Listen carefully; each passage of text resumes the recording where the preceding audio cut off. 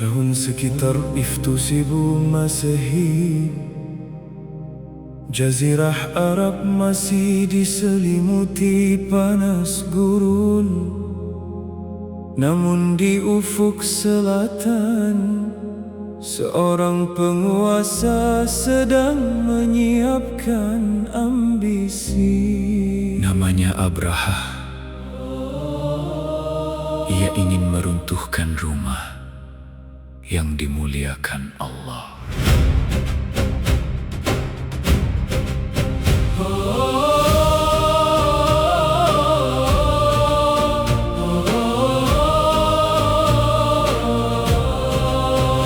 Di negeri Yaman ia membangun gereja megah penuh kemewahan. Al-Qulais berdiri menjulang tinggi, berharap manusia berpaling dari Ka'bah. Namun hati bangsa Arab tak berubah, langkah mereka tetap menuju Makkah. Ka'bah tetap menjadi tujuan, meski gurun harus mereka tempuh. Kesombongan mulai memenuhi dada, ambisi berubah menjadi murka. Abraha bersumpah di hadapan pasukannya, aku akan runtuhkan Ka'bah itu. Namun siapakah manusia di hadapan kuasa yang Maha Esa? Gunung bisa runtuh karena izinnya, apalagi hati yang dipenuhi angkuh. Bila Allah menjaga rumahnya, tak ada kekuatan yang mampu mengalahkannya. Bila Allah telah menetapkan, takdirnya pasti terlaksana. Pasukan besar mulai bergerak, membelah padang dan bebatuan. Kuda berlari, tombak berkilau, debu beterbangan memenuhi langit.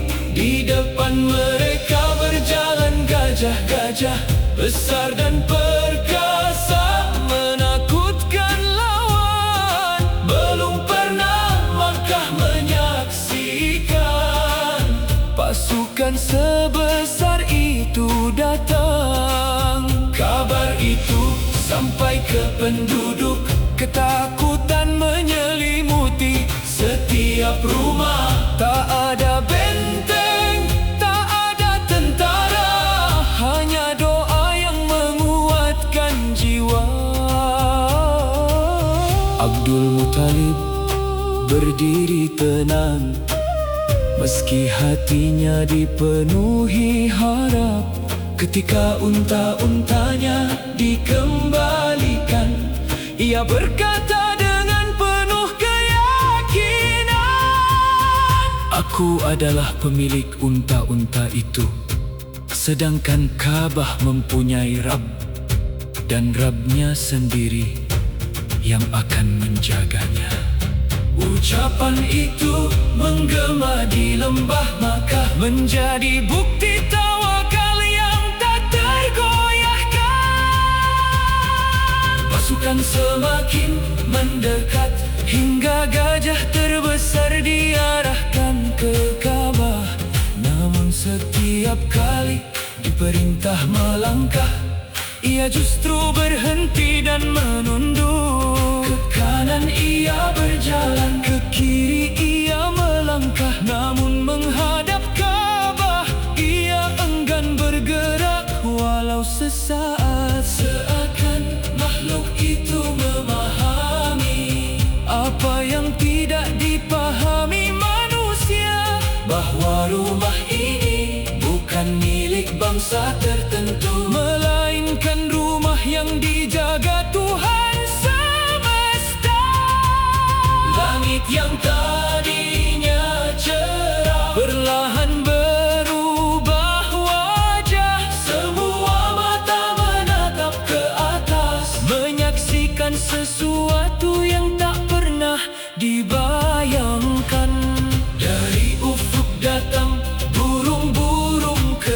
berbondong-bondong memenuhi langit. Ababil membawa batu-batu dari tanah yang terbakar di paruh dan kedua cakarnya. Tak ada pedang yang terhunus, tak ada panah yang dilepaskan. Namun setiap batu yang jatuh menghancurkan kesombongan manusia. Pasukan yang merasa tak terkalahkan berlarian tanpa arah. Tubuh mereka berguguran, hancur oleh kehendak Allah. Abraha sendiri menyaksikan ambisinya berubah menjadi kehancuran. Ia kembali dengan luka dan kehinaan hingga ajal menjemput di perjalanan. Betapa agung kuasa-Mu ya Allah, Engkau menjaga rumah-Mu sendiri, bukan dengan pasukan manusia, tetapi dengan makhluk yang tak disangka. Burung kecil mengalahkan gajah besar, batu mungil meruntuhkan kesombongan, agar manusia mengerti selamanya bahwa kekuatan hanya milik Tuhan. Ka'bah tetap berdiri kokoh menjadi saksi sepanjang zaman. Tak satu pun tangan mampu merobohkannya selama Engkau menjadi penjaganya. Di lembah yang Engkau muliakan ini akan lahir cahaya yang dinantikan, rahmat bagi seluruh alam, penutup para nabi dan rasul. Makkah kembali sunyi, debu perlahan turun ke bumi. Ka'bah tetap berdiri tanpa celah, sementara pasukan yang sombong telah tiada. Dan tahun itu pun dikenang manusia sebagai tahun gajah.